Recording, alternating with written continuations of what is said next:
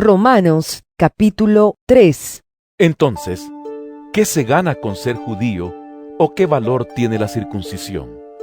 Mucho, desde cualquier punto de vista. En primer lugar, a los judíos se les confiaron las palabras mismas de Dios. Pero entonces, si a algunos les faltó la fe, ¿acaso su falta de fe anula la fidelidad de Dios? De ninguna manera. Dios es siempre veraz, aunque el hombre sea mentiroso. Así está escrito. Por eso eres justo en tu sentencia y triunfarás cuando te juzguen. Pero si nuestra injusticia pone de relieve la justicia de Dios, ¿qué diremos? ¿Que Dios es injusto al descargar sobre nosotros su ira? Hablo en términos humanos. De ninguna manera. Si así fuera, ¿cómo podría Dios juzgar al mundo? Alguien podría objetar: si mi mentira destaca la verdad de Dios y si aumenta su gloria, ¿por qué todavía se me juzga como pecador? ¿Por qué no decir: hagamos lo malo para que venga lo bueno? Así nos calumnian algunos, asegurando que eso es lo que enseñamos. Pero bien merecida se tiene la condenación. ¿A qué conclusión llegamos? ¿Acaso los judíos somos mejores? De ninguna manera. Ya hemos demostrado que tanto los judíos como los gentiles están bajo el pecado. Así está escrito. No hay un solo justo, ni siquiera uno. No hay nadie que entienda, nadie que busque a Dios.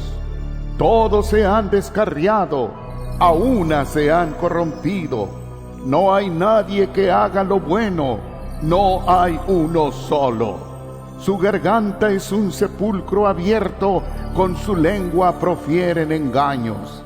Veneno de víbora hay en sus labios, llena está su boca de maldiciones y de amargura. Veloces son sus pies para ir a derramar sangre, dejan ruina y miseria en sus caminos, y no conocen la senda de la paz. No hay temor de Dios delante de sus ojos.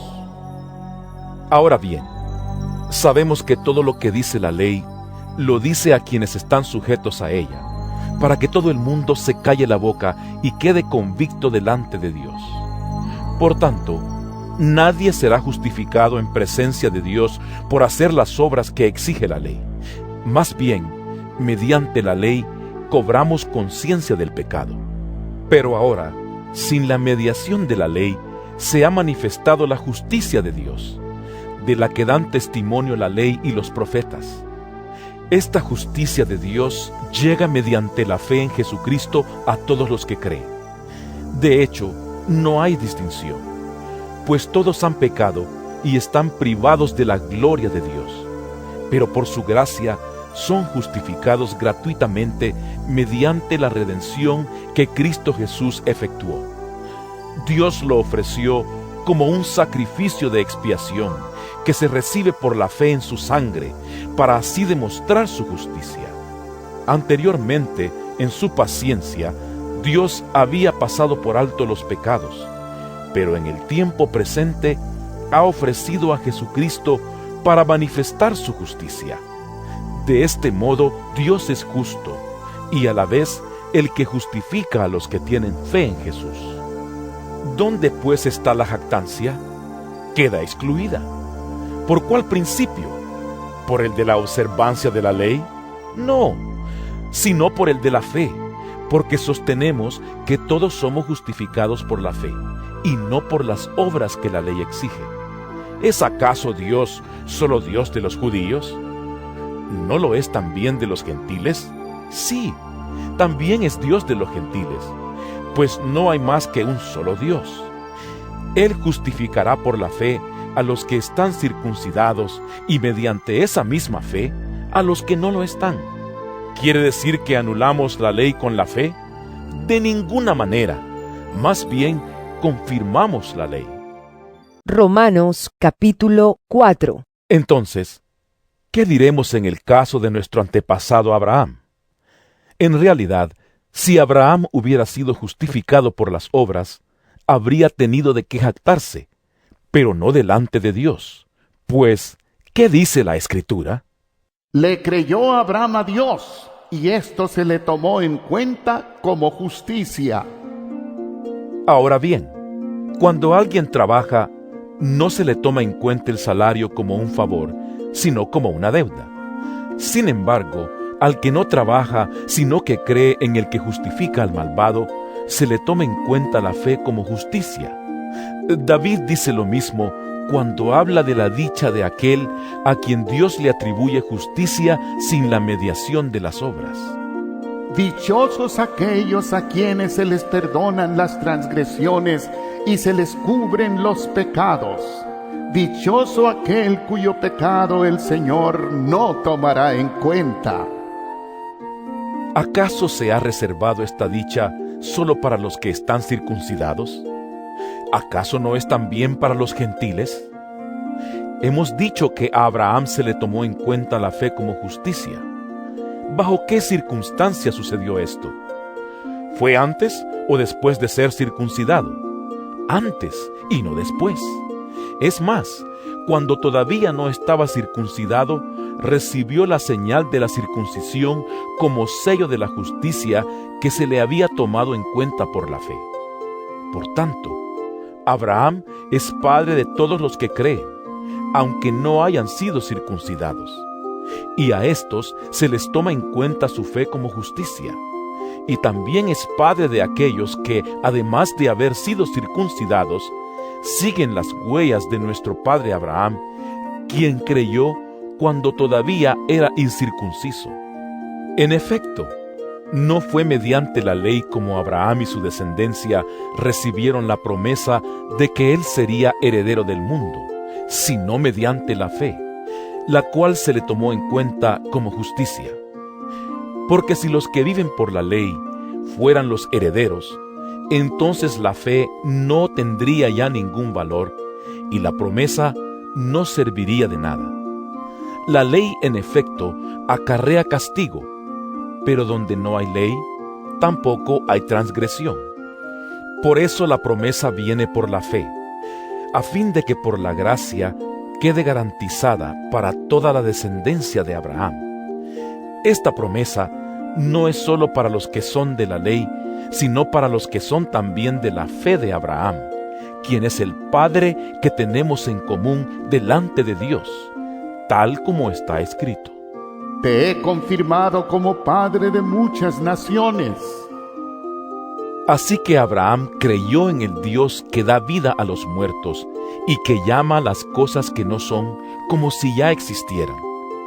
Contra toda esperanza, Abraham creyó y esperó, y de este modo llegó a ser padre de muchas naciones, tal como se le había dicho.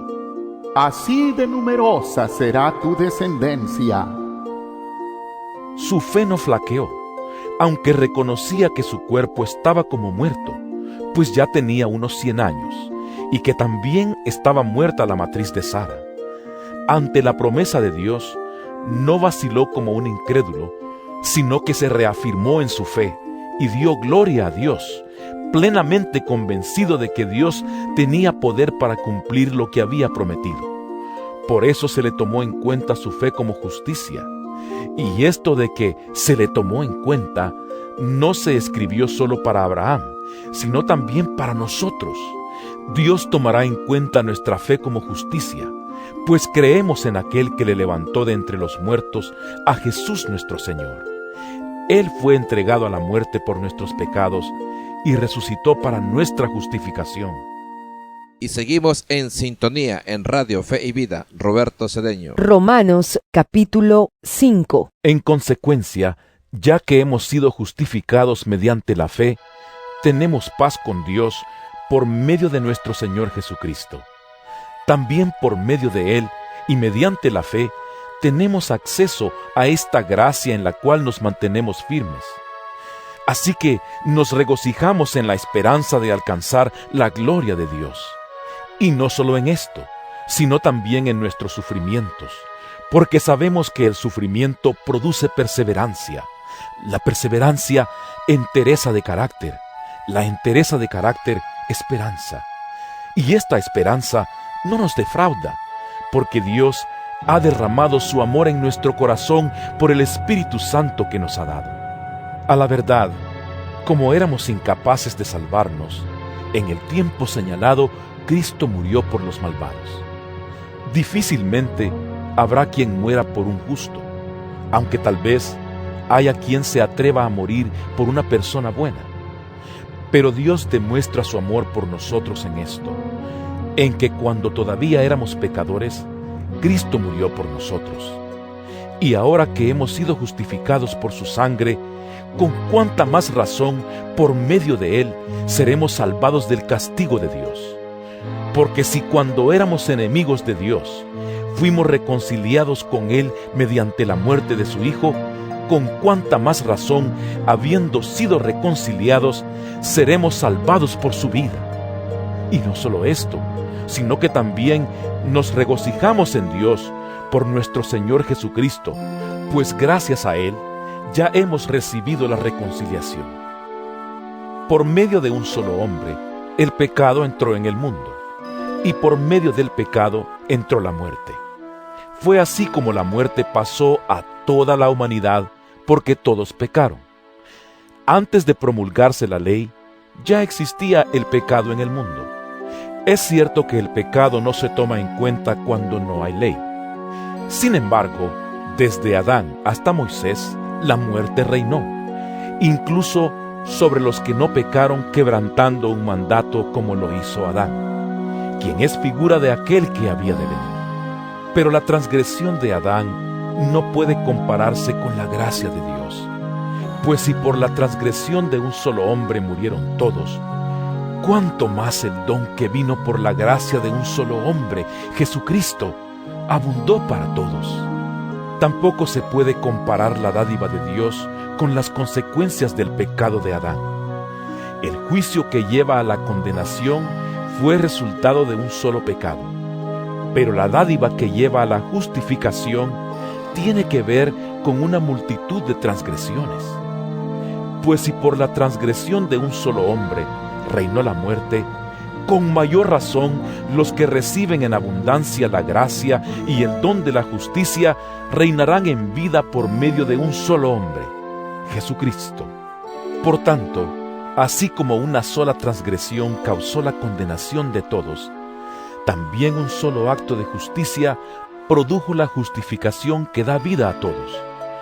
Porque así como por la desobediencia de uno solo muchos fueron constituidos pecadores, también por la obediencia de uno solo muchos serán constituidos justos. En lo que atañe a la ley, ésta intervino para que aumentara la transgresión.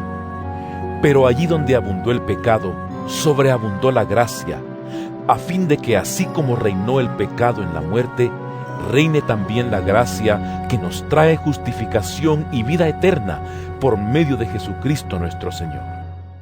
Romanos capítulo 6. ¿Qué concluiremos? ¿Vamos a persistir en el pecado para que la gracia abunde? De ninguna manera.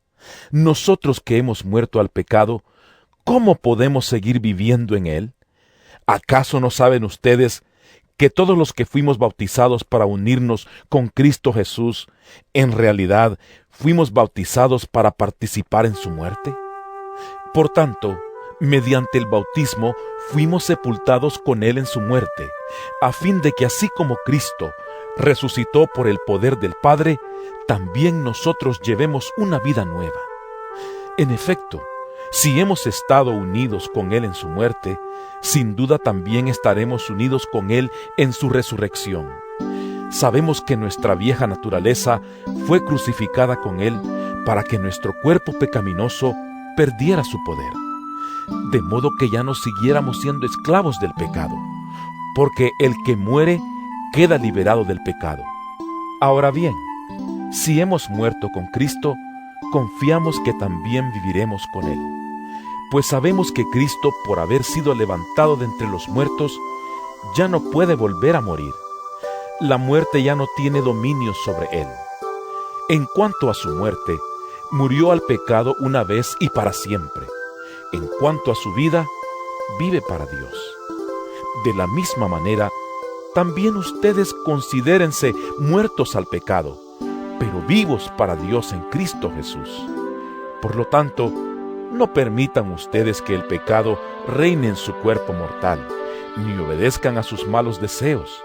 No ofrezcan los miembros de su cuerpo al pecado como instrumentos de injusticia. Al contrario, ofrézcanse más bien a Dios como quienes han vuelto de la muerte a la vida, presentando los miembros de su cuerpo como instrumentos de justicia. Así el pecado no tendrá dominio sobre ustedes, porque ya no están bajo la ley, sino bajo la gracia. Entonces, ¿qué? ¿Vamos a pecar porque no estamos ya bajo la ley, sino bajo la gracia? De ninguna manera. ¿Acaso no saben ustedes que cuando se entregan a alguien para obedecerlo, son esclavos de aquel a quien obedecen? Claro que lo son, ya sea del pecado que lleva a la muerte o de la obediencia que lleva a la justicia. Pero gracias a Dios, que aunque antes eran esclavos del pecado, ya se han sometido de corazón a la enseñanza que les fue transmitida. En efecto, habiendo sido liberados del pecado, ahora son ustedes esclavos de la justicia. Hablo en términos humanos, por las limitaciones de su naturaleza humana. Antes, ofrecían ustedes los miembros de su cuerpo para servir a la impureza, que lleva más y más a la maldad. Ofrézcanlos ahora para servir a la justicia, que lleva a la santidad. Cuando ustedes eran esclavos del pecado, estaban libres del dominio de la justicia. ¿Qué fruto cosechaban entonces? Cosas que ahora los avergüenzan y que conducen a la muerte. Pero ahora que han sido liberados del pecado y se han puesto al servicio de Dios, cosechan la santidad que conduce a la vida eterna. Porque la paga del pecado es muerte, mientras que la dádiva de Dios es vida eterna en Cristo Jesús, nuestro Señor.